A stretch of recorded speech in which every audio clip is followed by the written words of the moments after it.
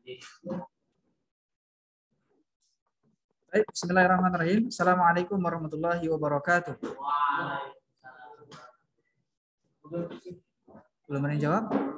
Kalau mana yang di rumah, yang di sekolah juga jawabnya. Assalamualaikum warahmatullahi wabarakatuh. Waalaikumsalam warahmatullahi wabarakatuh. Baik, alhamdulillahirrahmanirrahim. Wassalatu wassalamu ala rasulillah wa ala alihi wa wala. Bersyukur kepada Allah, pada hari ini Ustaz bisa berjumpa dengan kelas 8A. Sekarang gantian dengan pekan yang lalu. Saya berhadapan dengan siswa putra. Ada banyak ya siswa putra dibandingkan dengan siswa putri, lebih banyak putra. Ini biasanya nak kalau kami mau cerita ini ya, biasanya siswa yang ada di SMP IT itu berbanding terbalik, banyakkan yang putri ketimbang yang putra. Tapi tahun ini berbeda ya. Tahun ini kita lihat banyakkan yang putra dibandingkan yang putri. Ya itu hanya dinamika saja ya. Kadang banyak yang putra, kadang seimbang, kadang sebaliknya. Baik, di kelas saat ini semuanya hadir siswa putra kecuali Deva Akso Arizona. Dapat informasi bahwasanya yang bersangkutan sedang sakit. Kita doakan semoga bisa lekas sembuh, amin. Dan kita juga bisa absen di secara virtual. Di sini ada dua siswi yang hadir, Aufa Ramadhani dengan Ananda Edis Nadia Alfi. Hanya dua saja. Yang lain belum ada informasi. Semoga nanti yang lain bisa segera menyusul untuk bisa bergabung mengikuti pembelajaran secara virtual. Baik, kita akan lanjut pembelajaran kita tentang pendidikan agama Islam di bab berikutnya. Kita mulai dulu dengan bersama melafazkan lafaz basmalah. Bismillahirrahmanirrahim. Nah baik, sesaat lagi Ustaz akan coba share informasi atau video tentang pembelajaran. Ini dia halaman 8 ya. Kita semua yang ada di kelas juga yang ada di Zoom, silakan dibuka buku halaman 8. Meneladani sifat mulia para rasul Allah.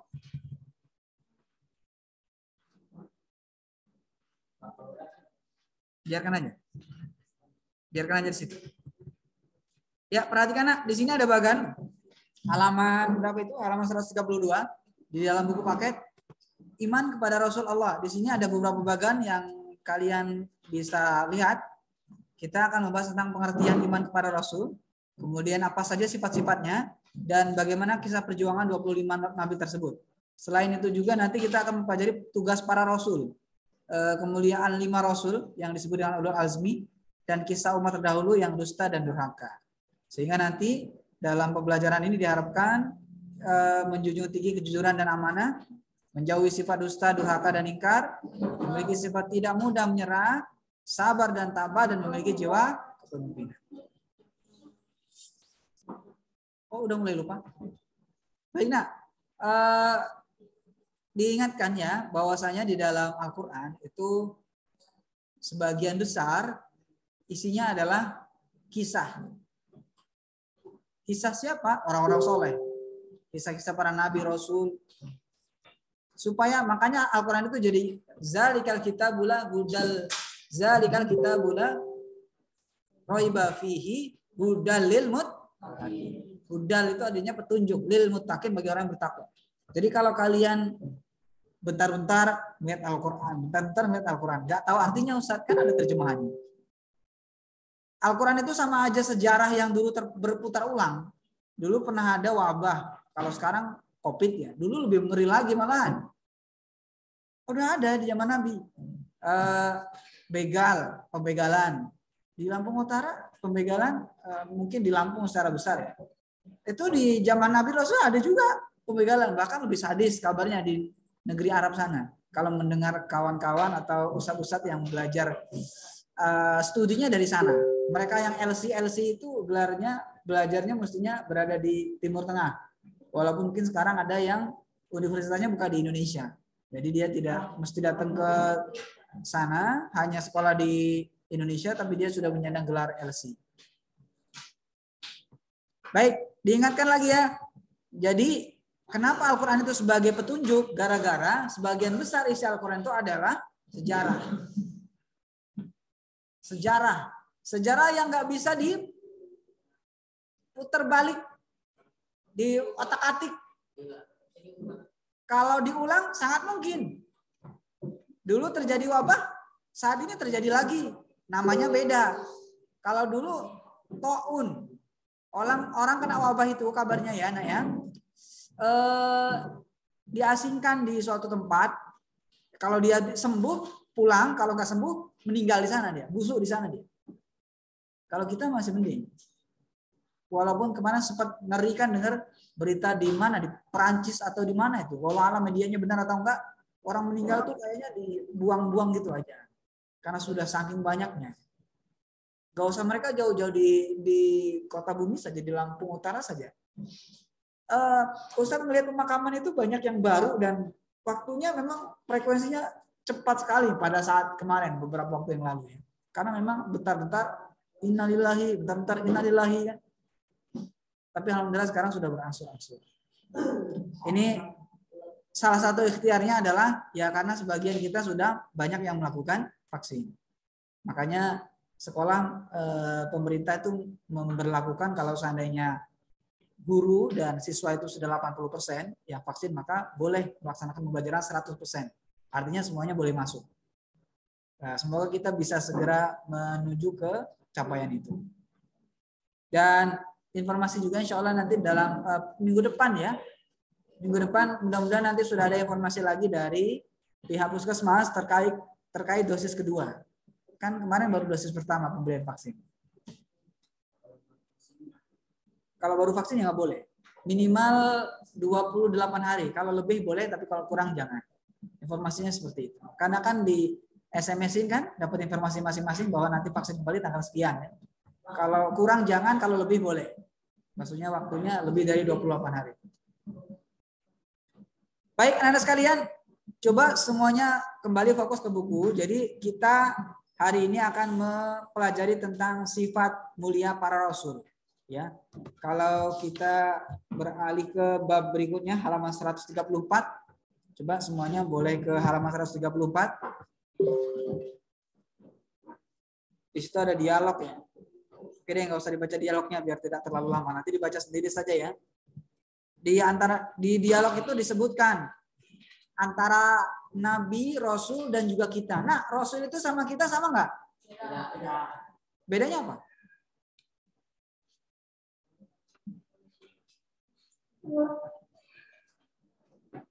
Kalau Rasul sama malaikat beda nggak?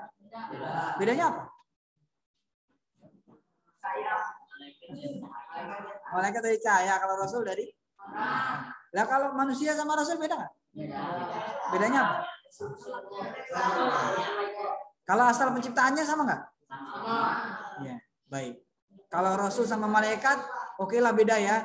Kalau dibandingkan dengan ketaatan, oke lah beda ya. Karena malaikat diciptakan dari cahaya yang kalau dia sudah dimintakan tugas menyangkut nyawa, dia nggak mungkin protes. Itu aja sampai zaman nanti kiamat. Begitu. Kalau berbeda dengan Rasul, Nabi, apalagi manusia. Jadi kita sama Nabi atau sama Rasul itu sama kalau dalam hal penciptaan. Yang berbeda nanti sifat. Ya. Kalau mereka yang sudah ditunjuk sebagai Nabi dan Rasul itu mempunyai sifat-sifat mulia. Nanti kita akan ketahui apa aja sifatnya. Tapi kalau kita sebagai manusia biasa, banyak hilafnya. Banyak dosanya. Makanya sudah sepatutnya kita kalau membicarakan tentang Rasul, ya itu pasti suri tauladan. Apa sih uswatun hasanah? Suri tauladan yang terbaik. Jadi ada yang mengatakan kalau Nabi dan Rasul itu bedanya sama kita sedikit. Kalau Rasul itu kan makanya kalau kita manusia. Kalau Rasul, Nabi itu kan mereka banyak dakwah sehingga tidurnya sedikit. Kalau kita sedikit-sedikit tidur.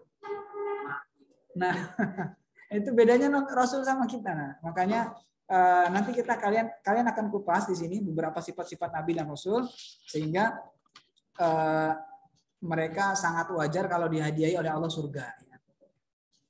Baik, kalau kita perhatikan nanti di sini ada di halaman 136. Nanti scroll aja ke bawah ya, yang ada di buku atau yang melihat Zoom. Tugas para Rasul. Tugas para rasul itu sebagian ada 3 secara besar, garis besar, ada 4 malahnya sampai D di sini. Sebagai pembawa ajaran tauhid yang benar. Tauhid itu apa sih, Nak? Tauhid itu tentang mengesahkan Tuhan. Jadi kita menganggap bahwa Tuhan itu adalah esa. Kan Pancasila yang sila ke-1 apa bunyinya? Ketuhanan yang Maha Esa, itu artinya tunggal. Ketuhanan yang Maha Esa. Yang kedua, sebagai pembawa kabar gembira bahwa hamba Allah yang taat kelak akan mendapatkan balasan kebaikan surga. Nah, bagi orang-orang termasuk kita nih, kalau seandainya kalian merasa jadi orang yang taat, maka insya Allah nanti akan mendapatkan balasan surga. Tapi sebaliknya, siapa yang semau gue, hidupnya terserah Anda, nggak mau taat dengan ajaran agama, nggak mau taat dengan orang tua, nggak mau taat dengan norma-norma, udah itu nanti akan dibalas oleh Allah dengan neraka. Yang bagian 3C, memberi peringatan. Manusia ingkar, berbuat kejahatan, maksiat, menganiaya dan mendapatkan balasan yang neraka. Ya. Jadi manusia yang di dunia dia jahil, dia jahat, dia kejam, maka nanti akan dibalas. Gak usah nunggu di akhirat, di dunia juga pasti ada orang yang akan membunuh dia atau membalas kejahatan dia. Apalagi di akhirat, balasan Allah itu sungguh sangat adil. Ya, kalaupun di dunia kalian ada yang berbuat jahat, gak ada yang berani berbuat balik jahat tuh. Hati-hati, di atas langit itu ada langit lagi. Pasti nanti suatu saat Allah akan, seandainya di dunia dia bebas nih, gak ada yang balas, siap-siap di akhirat tidak akan bebas dengan siksanya Allah Subhanahu Wa Taala. Ya, siap-siap itu. Kan manusia itu antara langit, ada bumi, ada kaya, ada miskin, ada baik, ada jahat. Nah, sikap jahat itu melekat pada diri manusia kalau seandainya dia nggak yakin kalau nanti itu ada surga dan neraka. Kalau dia yakin ada surga sama neraka, mikir, kalau saya berbuat jahat saya nanti dibales. Tapi kalau dia nggak yakin adanya surga sama neraka, terserah gua lah, gua mau matinya masih panjang katanya. Itu yang mati kemarin-kemarin kena COVID orang-orang tua semua. Ada yang berpikiran seperti itu. Nauzubillah ya. Jangan sampai. Ada orang yang usia kalian pulang dari sini kecelakaan meninggal. Itu rahasia Allah itu. Itu tidak ada yang tahu. Jangan menganggap kalian, Ustadz nasihatin ya. Jangan menganggap kalian masih muda, nggak pernah diponis sakit. Saya meninggalnya masih lama Ustadz. Saya sholatnya nanti aja, saya taatnya nanti aja. Wah, celaka Anda. Hati-hati Anda. Kalau ada yang seperti itu, berarti itu benar-benar tidak meyakini adanya Allah Subhanahu Wa Taala. Kemudian berikutnya membina kehidupan manusia agar menerapkan akhlak yang mulia. Itu Nabi Muhammad diutus itu liutamima makarimal akhlak, untuk menyempurnakan akhlak. Kenapa coba? Dulu kalau bayi lahir di Arab Saudi zaman jahiliyah dibunuh karena jadi aib. Kalau perempuan lahir jadi aib. Tapi kalau laki-laki yang lahir bangga. Kenapa? Jadi militer, jadi tentara. Kalau perempuan aib.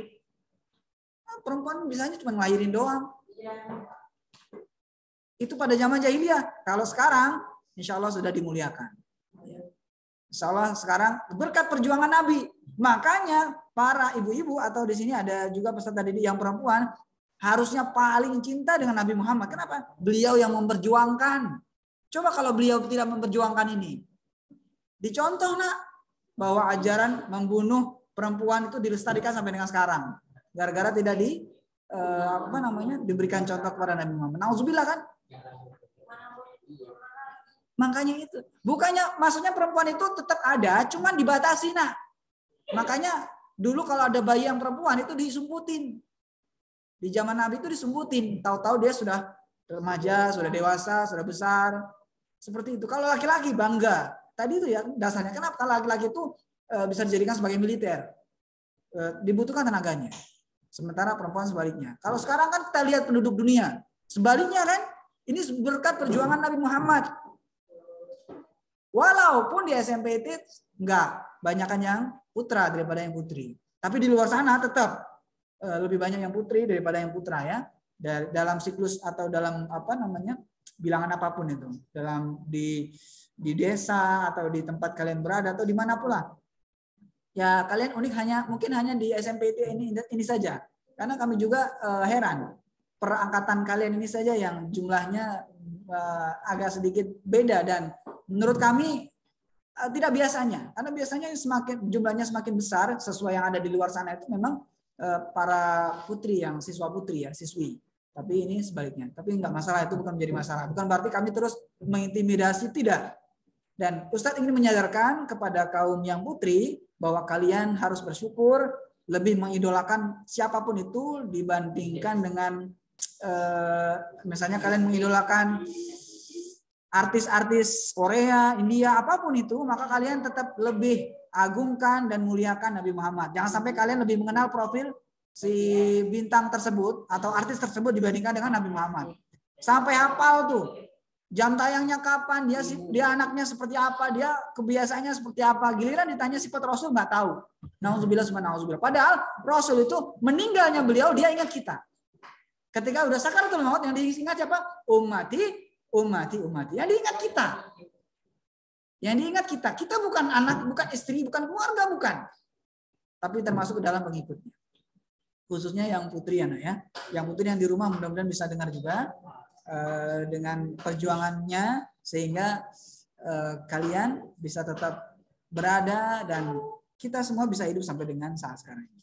Baik, kita lanjut sifat Rasul nih. Ada 4 yang kalian semua harus hafal. Sidik, amanah, tabligh, fatonah.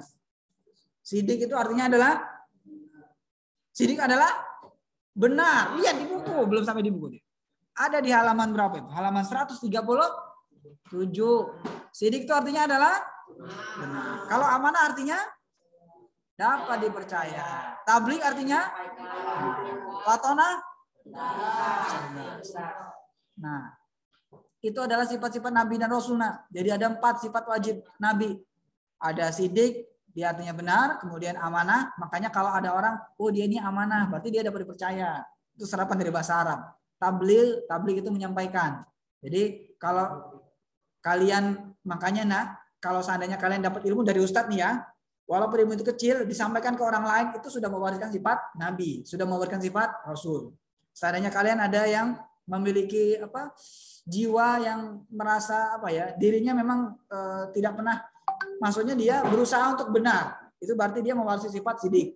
Kemudian amanah, dapat dipercaya, dan terakhir adalah fatonah, cerdas. Dan kemudian kalau mustahil itu berarti lawannya antonim atau sebaliknya. Kazib itu artinya adalah dusta. Khianat artinya hianat tidak dapat dipercaya. Kalau kitman menyembunyikan. Terakhir balada artinya bodoh. Baik, itu adalah sifat-sifat yang kalian mesti tahu dan ini adalah sifat yang melekat pada diri seorang nabi dan rasul. Nah, coba ini hanya secara ringkas saja ya. Nanti kalian bisa dibaca di buku ya. Ada mulai Nabi Adam sampai dengan Nabi Muhammad diulas Siapa yang hafal nama-nama Nabi 25 Nabi dari awal sampai akhir? Hafal?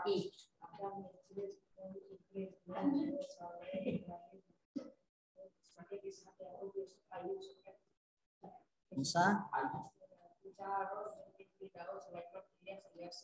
Yunus. Oke. Alhamdulillah di kelasnya sudah ada yang mewakili, ada yang hafal 25 dan Nabi dan Rasul. Ingat ya. Itu yang tertulis dalam sejarah. Kalau kalian nanti belajar tentang Islam yang menyeluruh, nanti jangan kaget kalau mengetahui Nabi dan Rasul itu jumlahnya ada lebih dari 25. Ada yang mengatakan ribuan. Malaikat juga demikian. Ada yang mengatakan malaikat itu jumlahnya tidak hanya 10, tapi banyak. Tapi yang wajib kita ketahui secara umum dan memang tersampaikan di dalam dalil-dalil yang kuat itu yang tadi sudah disebutkan oleh kawannya. 25 Nabi dan Rasul. Ya, mulai dari Nabi Adam. Nabi Adam adalah makhluk yang pertama kali Allah ciptakan di dunia ya. Ada kalian pernah dengar kisahnya di YouTube mungkin kuburannya Nabi Adam. Ada yang percaya nggak kuburannya Nabi Adam? Bayangin sejarah zaman Nabi saja, yang Nabi Muhammad sampai dengan sekarang itu banyak bukti-bukti sejarah yang sudah kecolongan, artinya sudah kelewatan, apalagi zamannya Nabi Adam. Nabi Adam itu udah kan nabi yang pertama kali Allah turunkan. Jadi kalau ada yang mengetahui, oh ini adalah sepedanya Nabi Adam, ini adalah kuburannya Nabi Adam, masya Allah. Itu hanya untuk mencari popularitas atau viral. Kan dia hanya mencari ketenaran sebelakang. Tapi kalau Nabi Muhammad jejaknya masih dilestarikan, masih ada di Arab Saudi. Kalau nggak percaya nanti ketika umrah atau haji buktikan sendiri. Sampai sana ngelihat ada bukit Uhud, di bawahnya ada makam-makam, itu adalah makam-makam syuhada. Ada rumah Nabi yang sampai sekarang masih dipertahankan. Ada tempat makam Nabi Muhammad yang di mana di Masjid Madinah itu Masjid Nabawi, dari tempat imam ke makamnya Nabi Muhammad itu paling jarak sekitar 50 meter, nggak jauh. Itu sampai sekarang masih ada. Itu bukti sejarah. Dan alhamdulillahnya kerajaan Arab sampai sekarang masih menjaga itu. Wallahu alam kalau seandainya nanti suatu saat kerajaan Arab itu jatuh dengan orang-orang yang Islam sih dia memang, tapi dia sekuler, artinya dia punya misi-misi lain, bahaya. Sudah pernah dulu ada kejadian jasadnya Nabi Muhammad itu hampir dicuri. Nah. Mereka mau menghancurkan, menghilangkan sejarah, tapi Allah masih lindungi. Dengan beberapa orang-orang yang di atas sana, ada yang bermimpi, tahu-tahu bahwa udah dibuat terowongan di bawah itu mendekatin makam Nabi, mau ngambil jasadnya Nabi, tapi ketahuan sama orang-orang ya kerajaan lah yang di Arab Saudi sana. Termasuk juga yang ada di Palestina. Nah, makanya itu sebagian dari ujian kita sebagai seorang muslim, kalau sampai Palestina itu diribut sama mereka, maka itu juga termasuk menguji keimanan kita. Karena ada 3 tempat suci yang kalian harus tahu. Nah, Masjid Nabawi itu letaknya di Madinah, Mekah, Masjidil Haram itu letaknya di Makkatul Mukarramah, di Mekah ya. Satu lagi adalah Masjidil Aqsa letaknya di Palestina. Ini adalah 3 kota suci. Nah, makanya kita nanti ada Dajjal, kalau kalian mempelajari kajian itu, dia tidak bisa masuk ke 3 kota suci ini. Dia kalau memaksa masuk ke 3 kota suci ini maka terbakar. Dan ini juga terbukti dari beberapa jamaah haji yang berasal dari Indonesia ataupun umroh, ketika dia berangkatnya bukan dengan harta yang halal, sampai sana biasanya ada saja kendalanya, ada saja musibahnya, ada saja yang menghalanginya. Karena dia di sana itu tempat suci, maka kita tidak diperkenankan. Orang kita firasat saja terbukti. Nah, makanya kalau kalian berada di sana berdoa, banyak-banyak doa itu dikabulkan. Ya Ustadz buktinya nih, Ustadz yang sudah pernah ke sana berdoa sama Allah, perlahan-lahan Allah hadirkan, Allah kabulkan sampai dengan sekarang. Alhamdulillah. Makanya benar kalau kalian di sana, nggak usah ngomong, firasat aja dalam hati itu sudah diaminkan dengan ribuan malaikat. Orang sholat di sana berbanding dengan sholat di masjid lain itu perbandingannya beda jauh. Ada yang mengatakan 1000 kali lipat lebih banyak dibandingkan dengan masjid tempat lain. Makanya kalau sampai ada orang yang paham itu, ada orang yang sudah dapat hotel, tapi dia nggak mau nginep di hotel, maunya nginep di masjidnya aja. Dia mau menghampar tempat untuk ya semacam sajadah gitu. Yang penting dia nggak dingin. Ada yang seperti itu. Dulu waktu Ustadz umrah itu masih ingat, ada yang padahal itu waktu di Mekah itu hanya 4 hari. 4 hari itu dia fokuskan sampai hatam Quran, 4 hari. Makanya dia nggak pulang ke hotel, nggak pulang ke mes ya. Berikut juga di Madinah. Karena dia memang sudah bolak-balik rupanya, sudah bolak-balik umroh. Jadi dia ketika umroh lagi maka dia nazarnya seperti itu. Dia bertekad seperti itu dan ya dia lakukan. Kalau orang tergoda dengan dunia, nak, nggak mau dia. Ngapain dia tidur di sana? Enak saya tidur di hotel. Tidur hotel yang ada jamnya raksasa besar, itu fasilitasnya udah ngalahin semua. Kayaknya itu yang paling terbaik. Nah. Ustaz sendiri jadi saksi. Jadi kalau lift yang ada di Indonesia, itu kalau turun atau naik, itu ada ketara seperti kayak jantung, spot jantung gitu kan. Kayak nyut gitu kan. Tapi kalau di sana, Masya Allah, nggak ada kerasa sama sekali, benar-benar smooth. Terus juga makanan, nah, Ustaz nggak pernah lihat pohon pisang di sana, pohon apel, pohon anggur, pohon jeruk. Tapi ketika di hotel semuanya ada, semuanya dihadirkan, Masya Allah. Nah itu ujian bagi orang kalau seandainya dia niatnya bukan karena ibadah, udah dia lebih bermewah-mewahan aja di sana dibandingkan dengan beribadah. Allah alam shawab. Baik, kita akan langsung masuk ke bagian terakhir ini. Kisah Ulul Azmi. Nanti kalian bisa pelajari ya, Nabi dan Rasul ini jumlahnya ada 25. Jadi nanti silakan dipelajari mulai dari Nabi Adam sampai dengan Nabi Muhammad. Dan yang perlu diingat, nak, Setelah Nabi Muhammad itu tidak ada nabi lagi ya. Oke, sepakat? Setelah Nabi Muhammad tidak boleh ada nabi lagi ya? Ya. Kalau ada yang menganggap ada nabi lagi berarti sesat. Itu yang ini Ustaz garis bawahi. Dulu pernah ada yang mengakui nabi palsu, Musailamah Al-Kadzab, atau siapa lagi? Ada yang mengakui malaikat malahan. Tapi kalau ada yang kalau kalian punya teman atau kawan atau mungkin kenalan namanya Jibril, ya bisa jadi dia manusia tapi bukan malaikat. KTP-nya aja namanya Jibril. Tapi kalau dia mengaku, oh saya adalah malaikat, oh, itu lain lagi ceritanya. Itu harus ditangkap. Biasanya langsung disigap sama aparat. Sesat ya. Ya Nabi. Nah kita akan coba kepada. Oke, waktu itu tinggal 10 menit lagi. Nah, ulul azmi itu adalah orang yang memiliki keteguhan hati dalam menghadapi cobaan. Ada 5. Yang pertama adalah Nabi Nuh. Yang kedua Nabi Ibrahim. Yang ketiga Nabi Musa. Yang keempat Nabi Isa. Kelima Nabi Muhammad. Nah, inilah nabi-nabi yang sudah jelas dia mukjizatnya ya. Sudah jelas dia menghadapi kaum-kaum yang mau membunuh dia. Nabi Nuh, Nabi Ibrahim, Nabi Musa, Nabi Isa, Nabi Muhammad. Banyak cerita yang kita dengarkan dari Al-Quran maupun dari sirah-sirah yang lain, sumber yang lain. Mau menghabisi mereka. Kenapa? Ya ketika mereka mendakwahkan itu kerajaannya terusik. Kenapa? Mereka membawa ajaran baru menurut rajanya. Dan kan raja itu pengennya dia berkuasa penuh, tidak ada yang mengganggu. Tapi dengan kehadiran mereka ini merasa terganggu, maka mereka mau dibantai, mau dihabisi. Termasuk juga Nabi Muhammad, Nabi Isa, Nabi Musa, Nabi Ibrahim. Nabi Ibrahim mau dibakar tuh kan? Udah dibakar malahnya. Tapi ada ayatnya dalam Al-Quran tuh kan? Jadi apinya jadi dingin. Nabi Musa, Nabi Nuh juga demikian. Nabi Nuh, Nabi Musa, Nabi Isa, Allah. Nanti bisa dipelajari lagi karena waktu kita sudah cukup sudah sebentar lagi ya nak ya, sudah 10.59, pukul 11.00 kita akan bel. Baik, kita cukupkan pertemuan kita hari ini. Terima kasih yang berada di rumah. Ustadz akan absen lagi nih. Ada Ananda Aufa, terima kasih Ananda Aufa. Terus juga Ananda Syaira Atia sudah bergabung, Ananda Naswa, Edis Nadia Alfi, Safa Sal Sabizuri sama Mufiza Ramadhani. Kita cukup pertemuan kita dengan membaca lafaz hamdalah. Alhamdulillahirabbil alamin. Terima kasih atas kebersamaannya. Assalamualaikum warahmatullahi wabarakatuh. Warahmatullahi wabarakatuh.